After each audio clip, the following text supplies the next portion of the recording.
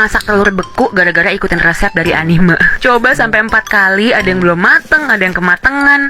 Nggak semudah itu ternyata guys. Intinya ini tuh mau bikin egg tempura yang harapannya dalamnya setengah mateng. Setelah telurnya disimpan di freezer semalaman, terus tinggal dikupas biar gampang, bisa dicelupin ke air gini ya untuk kupasnya. Nah kayak gini nih hasilnya telur mentah dibekuin. Karena tempura pastinya dilapis pakai adonan tempura dari tepung kering terus ke tepung basah. Nah terus tinggal digoreng. Kelihatan simple banget tapi ternyata gorengnya tuh tricky banget. Karena aku nggak ada alat mengukur suhu, jadi ini pertama masuk kira-kira minyaknya di sedang ke panas biar tepungnya set. Terus langsung kecilin deh apinya biar dalamnya lebih gampang mateng. Kalau enggak nih kayak gini nih, dalamnya masih mentah. Setelah berkali-kali coba, kira-kira ini deh hasil terbaiknya. Tinggal taburin saus tempura sama togarashi. Rasanya ya kayak makan telur aja sih. Ada yang udah pernah coba? Komen ya.